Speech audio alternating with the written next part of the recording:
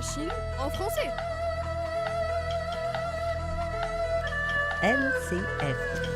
Bienvenue sur Radio LCF, nous sommes en direct, c'est l'heure de Chine Express, le MAG. Bonjour Romaric. Bonjour Alessandra, bonjour à tous. Parfum, senteur, odeur, odorat sensoriel, émotion, du plaisir de se parfumer au naturel, de l'odeur de notre peau, des extraits de fleurs à la chimie et les molécules qui composent un Coco Chanel. Nous allons découvrir l'univers du parfum avec vous. Bonjour Diane Talemer. Bonjour. Alors, le parfum fait partie de votre ADN, il coulait dans vos veines et il coule encore, comme le sang dans les nôtres depuis votre plus jeune âge. Est-ce que vous avez un souvenir de parfum, d'odeur qui vous a particulièrement marqué, dont aujourd'hui vous vous souvenez encore ? Quand j'étais enfant ? Oui. Alors, l'odeur de mon doudou, tout simplement. Le fameux doudou. Et vous vous en souvenez encore, hein ? Oui. J'avais ce qu'on appelle un petit nounours tout râpé, recousu de tous les côtés, et qui avait une odeur très particulière, à la fois de lait chaud, un peu de vanille, de caramel, et en même temps un peu de poussière probablement. Bon, il sentait plutôt bon, parce que moi à la maison j'en ai un de quelqu'un qui sent pas. Mais certains très parents bon. les lavent d'ailleurs, il paraît qu'il faut pas, quoi. C'est important, l'odeur du doudou. Ah bah complètement, enfin moi clairement ma fille me dit mais non, surtout tu ne le laves pas. Voilà. Alors Surtout. en fait, on va peut-être parler justement du sens olfactif, c'est l'occasion ou jamais, puisque le sens olfactif est le sens de l'instinct, c'est le sens de l'animalité, c'est le premier sens à se développer dans le fœtus, et c'est pourtant le moins éduqué de nos sens. Et en fait, il faut savoir que souvent, on vous recommande à la naissance de mettre un petit doudou sur les seins ou sur la peau de la mère pour que le bébé puisse être rassuré. Et en fait, tout ça, c'est olfactif puisque c'est le premier sens à se développer dans le fœtus. Et donc, c'est un moyen, en fait, animal d'identifier et d'être rassuré et d'être enveloppé de sécurité. Et alors pourquoi le moins développé ? Parce que, en fait, vous n'êtes pas éduqué à sentir. Il est très difficile de mettre des mots sur les odeurs. Et donc, c'est une de mes passions, c'est d'essayer de transmettre le plus simplement possible du vocabulaire, des éléments très faciles pour essayer pour vous de décoder en fait votre patrimoine olfactif, votre inconscient, et d'être capable de mettre des mots sur ces odeurs. Et en fait, les mots, ils viennent des émotions, puisque le sens olfactif, c'est véritablement le sens de l'émotion. C'est un sens qui est vraiment totalement rattaché à la mémoire, et vous emmagasinez dès l'enfance des milliers d'odeurs de manière totalement inconsciente. Et l'idée, en fait, lorsque je fais par exemple un profil olfactif, c'est d'essayer de capturer et de faire ressurgir cette mémoire à travers des émotions.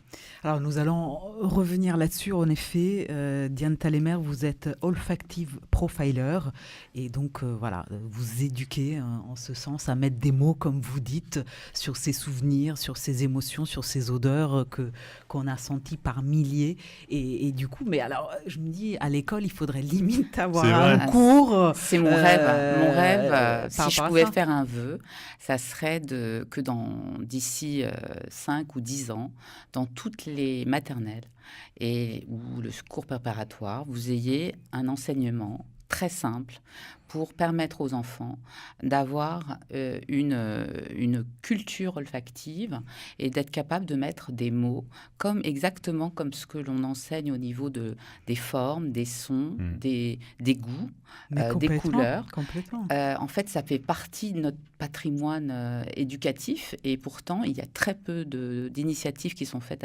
à la date d'aujourd'hui. En tout cas, ça ne fait pas partie du programme éducatif de l'éducation nationale. Et en fait, j'aimerais énormément pouvoir accompagner et aider en fait les équipes qui s'occupent de ce genre de sujet pour simplifier la chose et pouvoir. C'est bien, on en parle en début d'émission. on va faire la promotion, mais Il faut dire que c'est peut-être un des sens qu'on utilise le plus au jour le jour, sans s'en rendre compte. Enfin, voilà. on se dit pas, tiens, je sens, on le fait naturellement. C'est vrai que l'usage des mots à mettre sur ces sens, ce sens, alors c'est est très très intéressant difficile. ce que vous relevez, parce que si vous n'êtes pas concentré, vous sentez 10% de ce qui vous entoure.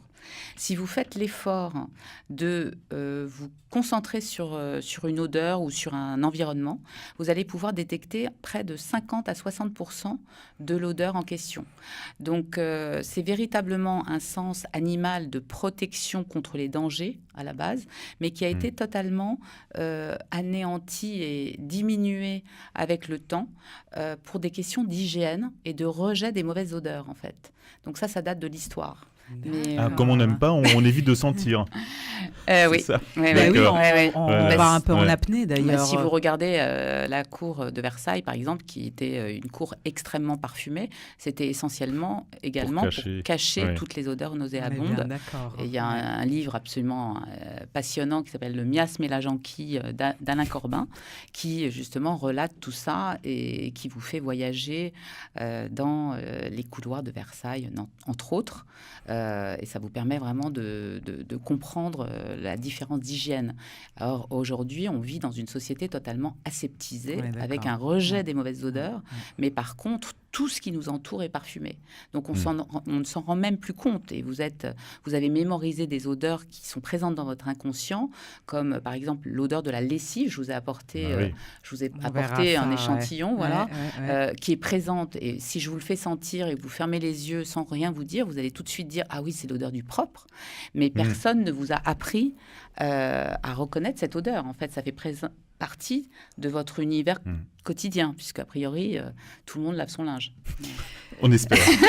On espère. Alors là, on parle d'odeur, pardon, mais quand est-ce que le parfum est entré dans votre vie ? Il y a un stade entre les odeurs et le parfum. Oui, alors le parfum... Votre premier parfum, mon premier parfum, c'était un parfum de femme, à odeur de femme, alors que j'avais 13 ou 14 ans. C'était complètement... Donc difficile à porter. Bah oui, c'était complètement décalé, mais à l'époque, il n'y avait pas de parfum pour les jeunes filles. C'est arrivé... alors, ma sœur aînée portait L'air du temps de Nina Ricci. Oui. Moi, en fait, j'ai eu un coup de foudre pour un parfum qui s'appelle First de Van Cleef, qui a été créé par Jean-Claude Héléna, qui était sorti en 1976, et donc qui était un parfum absolument luxueux, magnifique, de joaillier, de la marque Van Cleef & Arpels. Mais c'était beaucoup trop puissant pour moi. Et en fait, j'avais l'impression d'être un peu déguisée en dame. Et ensuite, ma petite sœur, elle portait, elle a porté Anaïs de Cacharel, qui était justement le premier parfum des jeunes filles en fleurs. Absolument. J'ai connu, effectivement. Et ma mère, en fait, portait Rive Gauche d'Yves Saint-Laurent, qui est le parfum de la femme active des années 70. Et donc, pour moi, en fait, il y avait vraiment un univers très particulier au niveau du parfum, puisque dès qu'elle était là, en fait, je sentais son parfum. Voilà.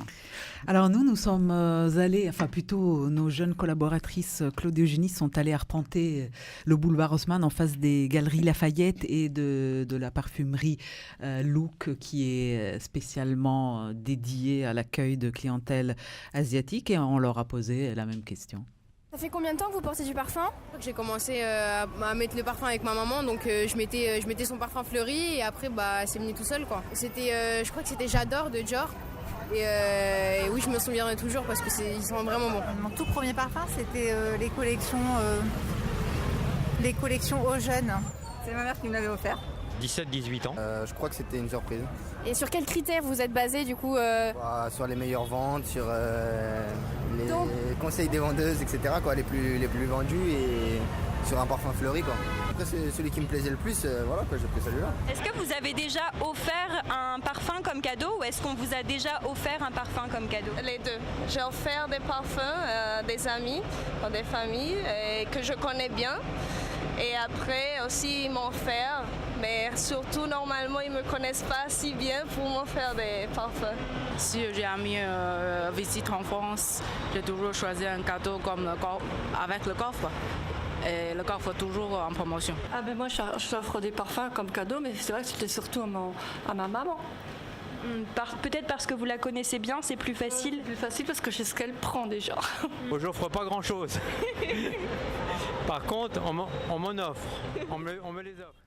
Il faut bien connaître alors ou pas pour offrir un parfum? Ah oui. Il faut bien connaître la personne. En fait, je vais peut-être un peu aller à l'encontre du modèle de parfumerie dite grand public, mais je pense qu'aujourd'hui, en fait, il y a une véritable possibilité de créer une consultation parfum qui valorise en fait votre personnalité et qui capitalise sur tout ce que vous avez comme ADN olfactif à l'intérieur de vous sans automatiquement le savoir. Et donc, ce principe-là va faire que vous allez véritablement pouvoir trouver la signature qui vous ressemble à l'instant où vous le faites. Parce que bien évidemment, on peut évoluer, mais on a tous un patrimoine olfactif qui n'est pas forcément rédigé, qui n'est pas forcément facile à décoder. Et aujourd'hui, il y a un certain nombre de grands professionnels qui se penchent sur cette question pour justement permettre de faire des achats non pas d'impulsion, sur lesquels vous allez vous lasser, mais plutôt trouver le véritable parfum qui vous ressemble. Ça serait super quand même ça, pour offrir un parfum à quelqu'un, de justement aller voir quelqu'un comme vous et lui dire, voilà, il est timide, un peu introverti, mais il adore danser, il aime la nourriture chinoise. Et là, vous allez mettre tout ça ensemble. Et vous avez un peu résumé quelle était mon ambition quand j'ai créé ma société, en fait. J'ai travaillé pendant près de 15 ans chez les parfumeurs, où j'ai suivi des tas d'étapes et j'ai eu la chance d'être formée à l'olfaction, à la composition, aux matières premières et à des tas d'éléments.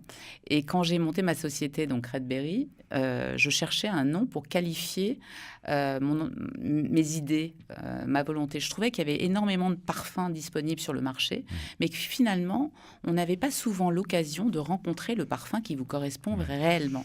Et donc, c'était en pleine, à l'époque de la série Profiler. Et donc, je me suis dit, mais en réalité, je suis une profileuse, mais je suis une profileuse avec mon nez, donc olfactive. Et d'où le nom Olfactive Profiler. Et donc, j'ai commencé à faire le profil olfactif des gens qui m'entouraient. Et j'ai un certain nombre de personnes autour de moi à qui j'ai trouvé un véritable coup de foudre pour des parfums qui n'auraient jamais eu l'idée d'aller sentir. Bon, on va commencer dans cette émission. Peut-être que je reviendrai vous voir, parce que moi, j'ai l'impression que je change quand même tous les X années. J'ai porté longtemps Angel et maintenant, je ne pourrais plus le porter, par exemple. Donc, je ne sais pas. Ça a été un de mes premiers bébés, en fait, un de mes premiers projets quand je suis rentrée dans le métier, de travailler sur le développement d'Angel avec le parfumeur qui s'appelle Olivier Cresp et mon patron de l'époque. Signé quand même Thierry Mugler, on est d'accord. Thierry Mugler, mais en fait, il faut savoir que les marques de parfum font appel à des spécialistes. En fait, la marque de parfum va développer tout le concept, le flacon, le nom, la communication, mais ils vont faire appel à un laboratoire de composition spécialisé qui va développer le liquide, le fameux, ce qu'on appelle dans notre jargon le jus, même si j'aime pas du tout ce mot, mais le fameux liquide qui fait le produit et la signature. Voilà. Mais le but, c'est peut-être que du coup, ça plaise au plus grand nombre. C'est moins personnalisé que ce que vous faites. En fait, Angel, au départ, c'était un véritable parti pris. Et il y avait d'ailleurs une ambiguïté, parce que c'est la première fois qu'on osait un surdosage de patchouli combiné avec des notes gourmandes. Et donc, il y avait un véritable... Même très gourmande. Très, très gourmande. Et il y avait un véritable... paradoxe qui était de dire, est-ce qu'une femme sera capable de porter de la pâtisserie sur elle? Moi, j'adorais. Et puis, en fait, ça avait du succès. Ça a été un succès, mais mondial, extraordinaire. Et donc, en fait, cette opposition et ce paradoxe entre un surdosage de patchouli et la combinaison de vanille, coumarine, barbapapa caramel, chocolat noir, praline. Et praline. Nous étions en 1992. Exactement. Et on a fait le tour de France en camion, avec des gros camions américains, pour prêcher la bonne parole et faire sentir toute l'évolution de la parfumerie aux personnes qui avaient la chance d'être invitées dans ce camion, et de constater que c'était une révolution olfactive pour l'époque. Et la grande créatrice qui s'appelle Vera Stroubi, qui a eu cette idée de génie, a été totalement plébiscitée et ovationnée pour son courage, parce qu'il fallait prendre un risque inouï pour aller jusque-là. Et elle cassait un peu la mode du moment avec ce complètement. Surdosage de pralines, de Barbapapa. Barbapapa. C'était pas du tout dans l'air du temps. D'accord. Voilà. Musique sur Radio LCF.